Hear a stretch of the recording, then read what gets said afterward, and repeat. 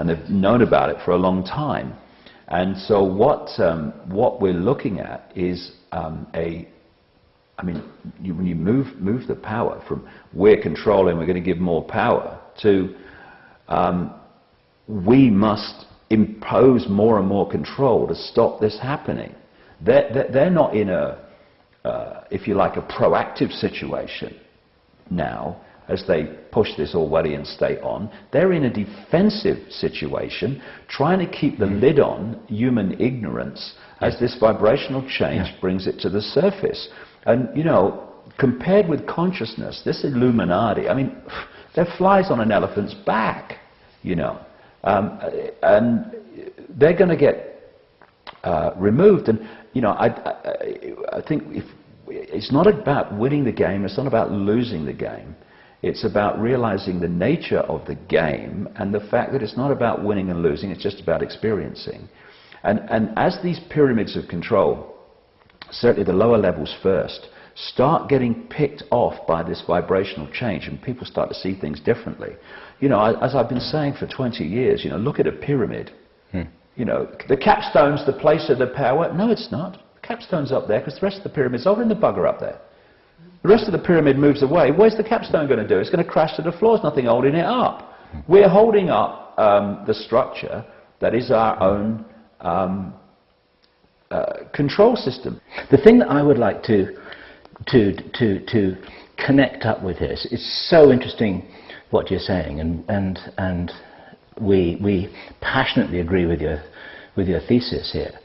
And one of the things which I love about your work is that it's like, in order to control, or rather, one good way to control somebody is to lie to them.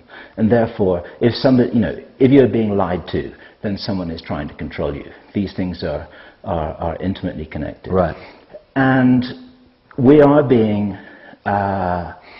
convinced that this reality is all that there is, that these are just animated hunks of meat that last for 70 years and 10, and then that's a lot. And then either we're pushing up daisies or we go to heaven or go to hell, which is another trap and another lie. Absolutely. And meanwhile, there's some fascinating things going on behind the scenes. And as you must have known from your own research and your own contacts and your own conversations, that you've got a magical component to the controllers, meant in the real definition of the word magic.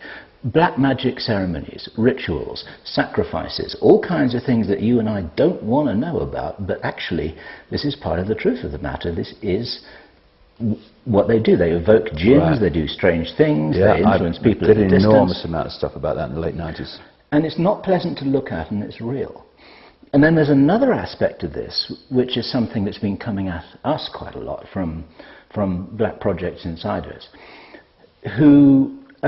which is not the black magic, but the black technology, which was well stated by Richard Hoagland, who told us that he'd had a phone call from an insider who said that they would rather lose an American city than give up their new physics.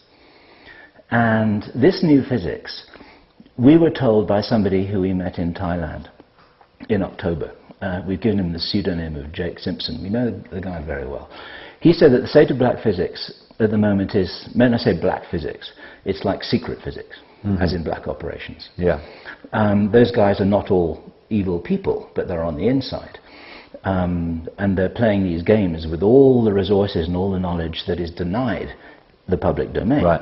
10,000 years ahead of public sector physics, let's say, accelerating away from public sector knowledge at the rate of 1,000 years a year. And I checked those figures with him. That's a lot of zeros. 10,000 years ahead. And he told us, for instance, that the technology exists to phase shift soldiers, special forces soldiers, so that they can walk through walls. Yeah, I've heard that. Which is quite... I've heard that. You've heard that? Yeah. That's, it's an interesting corroboration. These little stories pop up here and there in different researchers. And I think the thing is, Bill, that the reason for the vast acceleration is there's a critical point where you understand reality, and from that point the potential just absolutely soars. Whereas because of the suppression of science in the public arena, they're nowhere near yet that line where the potential soars. So in the secret projects, they've crossed that line, and therefore they're accelerating away at the rate you talk about from mainstream scientific understanding. That's exactly right. And they're working with interdimensional intelligence to have gotten to that. Absolutely That's right. It's really a key, and ETs, negative, service to self, ETs, basically, that they're, working with. And certainly becoming aware of the veil behind the veil, because you can talk about consciousness and mind as we have here, but if you want to lay out, if you want to understand what's really going on, you do have to talk about ETs, and you have to talk about interdimensional entities, and also entities that don't have physical bodies. Sure, that's what I was saying earlier. We've got to do this on all levels, because it's operating And the on all best levels. presentation which I heard of the answer to one of the most important questions, and I can't remember whether it was yourself or Jordan Maxwell, or perhaps both, who said, how could humans do the things that they do to other humans on this planet as they seem to really be doing? How could we be trashing this planet, our home, in the way that we are at the behest of the controllers? How could humans be doing this? And the answer is that actually they're not human at the highest level. Is this something that you said, or was that... No, that's a theme that I've been talking about for a while, because this reality, we keep talking about different levels, this reality operates on different levels. You've got the wave vibrational level, you've got the electromagnetic level, you've got the visible light level, and you've got the digital level. And when you talk about the level of advancement and potential that you mentioned earlier, it is a cinch to, if you look at where the development of artificial intelligence is moving now, within this Stone Age level of awareness, you imagine what is possible at the cutting edge of the secret projects, and even beyond that in the realms of the non-human levels of this. And they have, without question, the ability to create artificial intelligence that looks to, in the decoded world, because I'm decoding you now, what you are is a vibrational field. So if you can create a vibrational field with artificial intelligence that is vibrating externally in the same form, range that a human body is, because basically it's a biological computer human body, but what's animating it is different to what animates us, then I'm going to decode you, or I'm going to decode this artificial intelligence, just like the lady in the red dress in the Matrix movie. Exactly. And she's going to look just like you and me.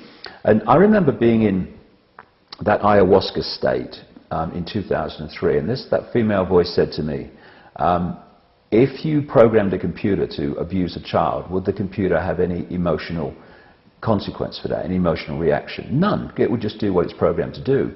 And one of the most blatant things about these Illuminati bloodlines is they have no empathy. They have no ability to empathize with the consequences for others of their actions. That's why there are no limits. Pepper bombing Baghdad, to us, horrific, terrific emotional consequence. To them, nothing. Just like a computer. And they are like computers. And to a large extent, that's why some of them are so bright. My computer on my desk can work things out quicker than I can in some areas where it's just, working out to a program. It has no wisdom, it has no empathy, it has no heart or consciousness, but on a mental level it can work very quickly. And these people are very sharp mentally, there's no doubt about it. Some of these people are very sharp mentally, but they have no heart, no balancing qualities of consciousness. I'm convinced they're artificial intelligence. And when I look at someone like Kissinger, I see an artificial intelligence that has been created by a very, very advanced knowledge, and it looks just like you and me, because that's the way we decode it.